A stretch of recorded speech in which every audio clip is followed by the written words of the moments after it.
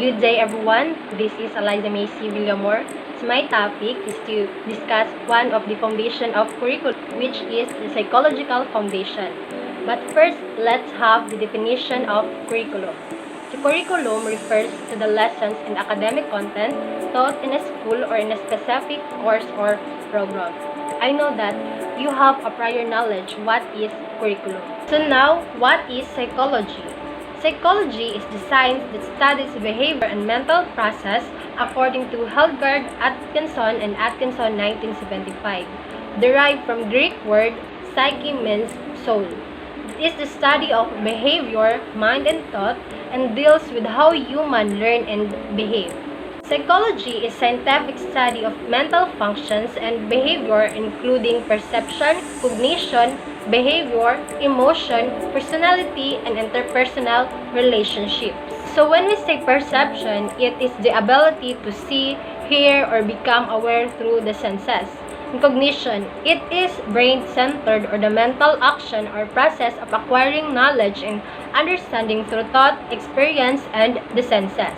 So when we say behavior, it is the way in which one acts or conduct oneself, especially towards others. So when connected to curriculum building, it is important to know and study the behavior of the students. In emotion, it is a feeling such as happiness, love, fear, anger, or hatred, which can be caused by situation that you are in or in the people you are with. On the personality, it is the individual differences in characteristic patterns of thinking, feeling, and behave. Then the interpersonal relationship, it is a social connection or affiliation between two or more people.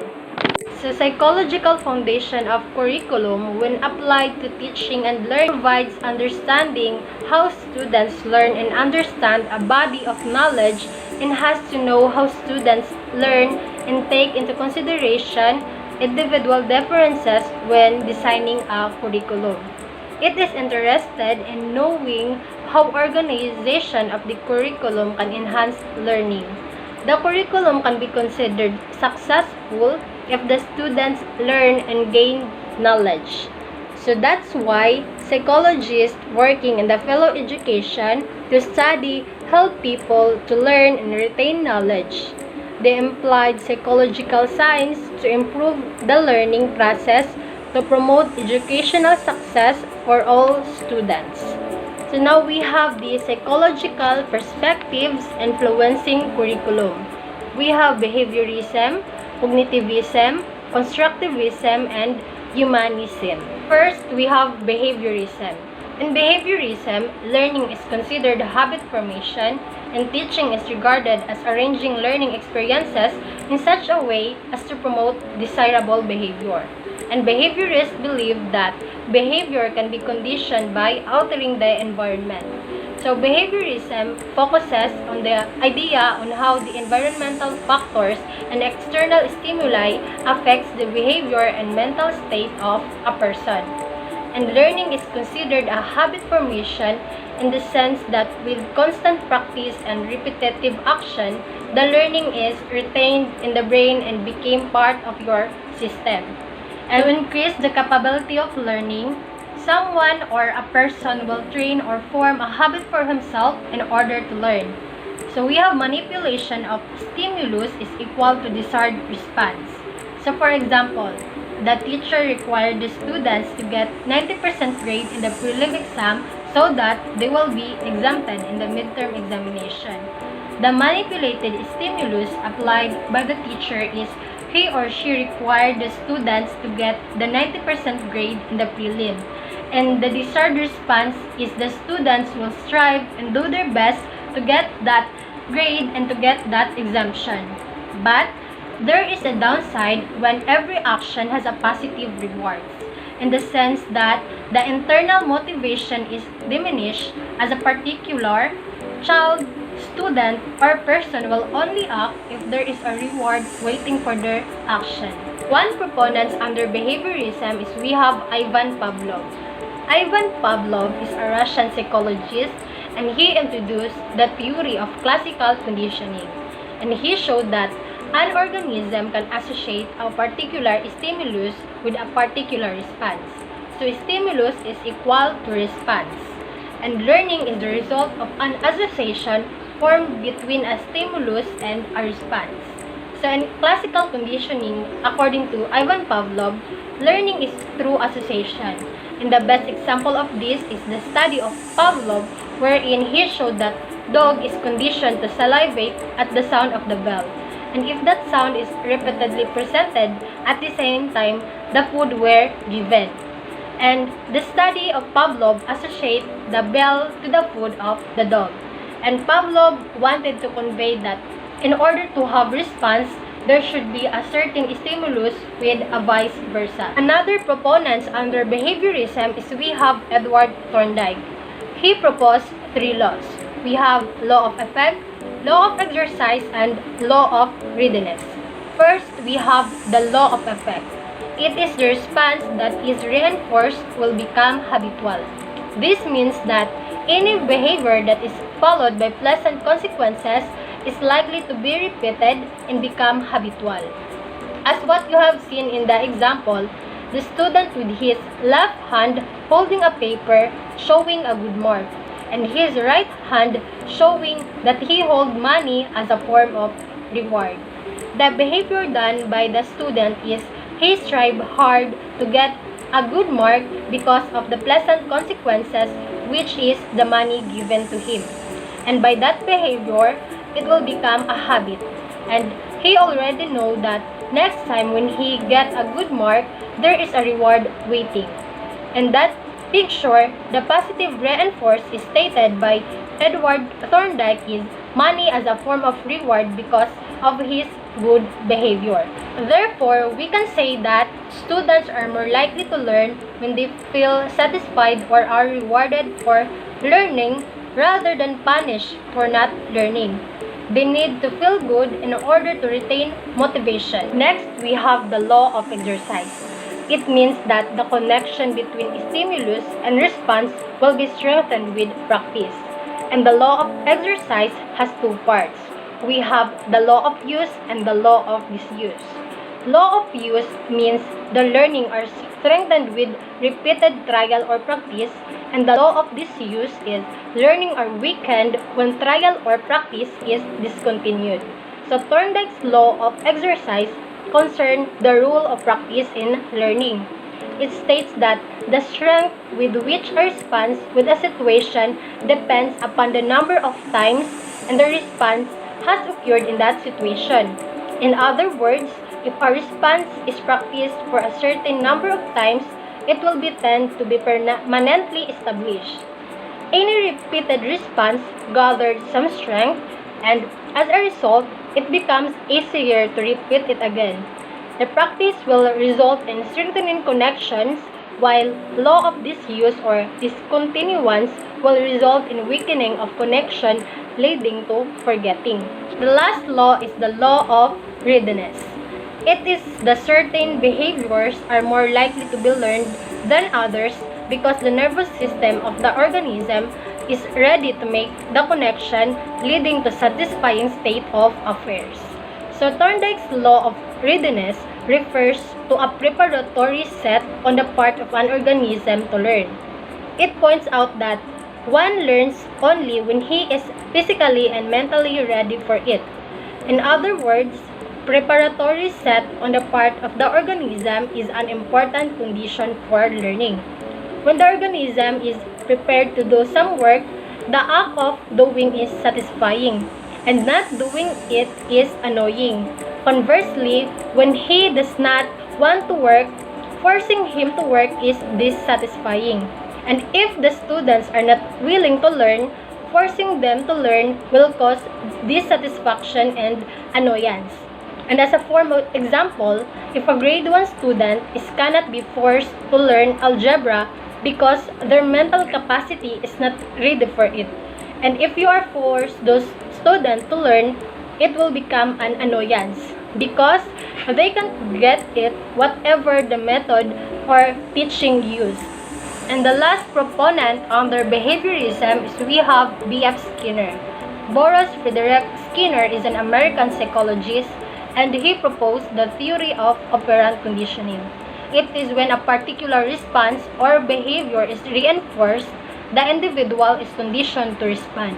And it has positive and negative reinforcement and punishment. Skinner developed his theory of operant conditioning by identifying different types of punishment or reward. And to test the effect of these outcomes, he constructed a device called the Skinner box, a cage in which a rat could be placed with a small lever which the rat would be trained to press, a chute which would release pellets of food, and a floor which could be electrified. For example, a hungry rat was placed in a cage, and every time he activated the lever of food pellet filled in the food dispenser, which served as the positive reinforcement. And the rats quickly learned to go straight to the lever after a few times of being put in the box. And this suggests that positive reinforcement increases the likelihood of the behavior being repeated. After experiment, a rat was placed in a cage in which they were subjected to an uncomfortable electrical current, what we have seen in the diagram below. As he moved around the cage, the rat hit the lever. This immediately switched off the electrical current, which served as the negative reinforcement, and the rats quickly learned to go straight to the lever after a few minutes of being put in the box. And this suggests that negative reinforcement increases the likelihood of the behavior being repeated. According to the theory of operant conditioning by B.F. Skinner, it is already observed that when reinforcement is rewarded, the more likely to get response. In operant conditioning, a certain unnatural behavior is interrupted by positive and negative reinforcement in order to perform the behavior desired to happen. Next perspective influencing curriculum is cognitivism. It is a learning theory that focuses on how information is recognized, organized, stored, and retrieved by the mind. So cognitivism is a good foundation to a curriculum, such as it shifts away from condition, behavior, and psychoanalytic notion to the study of how our mind actually works in the driving behavior. So cognitivists emphasize that learning is primarily cognitive in nature. So cognitive psychologists believe that behavior is determined by expectations and emotions. One proponent under cognitivism is Jean Piaget. He introduced the cognitive development theory. Jean Piaget, a cognitive psychologist, argued that things are remembered based on memories of past experiences, and Jean Piaget said that it is impossible to explain a thing that is not experienced personally. In the cognitive development theory, this includes sensorimotor, in which it is 0 to 2 years old, in which the perception of the environment through the senses. It is focused on children. And the pre-operational, it is 2 to 7 years old. It is the ability to store words and language increases.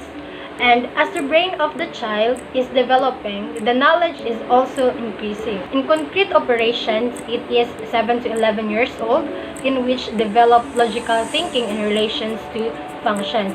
And it is also called the questioning age. The concrete operation is the children are always having questions like how and why that would likely to have response or answer to have their questions. Their questions should be answered to give them the wisdom needed to develop their brains. Giving to them the answers they want will enable them to develop their logical thinking. A third perspective influencing curriculum is constructivism. It means that learning involves the construction of new understanding by combining prior learning with new information. And also knowledge is constructed in the mind of the learner, and learning is active. The relevance of constructivism is that it considers the learner itself. It is more on learner-centered, letting the students or learner to experience. It is a good foundation of curriculum that we have now, in which considered as learning in doing. The last perspective influencing curriculum is humanism. It means that the learner is a person who has feelings, attitudes, and emotions.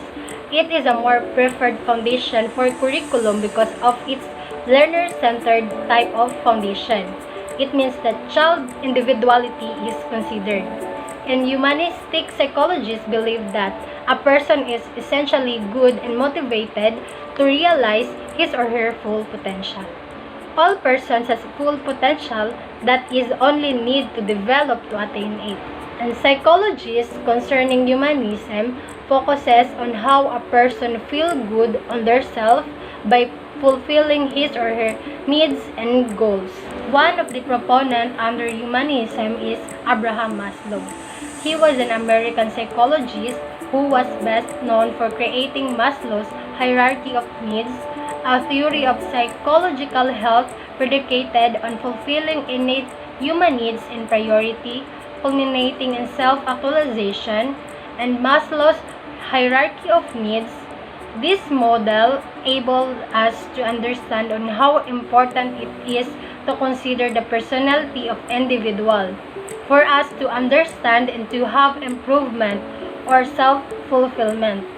So in Maslow's hierarchy of needs, human beings are motivated by hierarchy of needs. Lower levels must be satisfied first before one could function at the higher levels. Means that you can't proceed or get to the next higher hierarchical level of needs without meeting or satisfying first the lower level needs.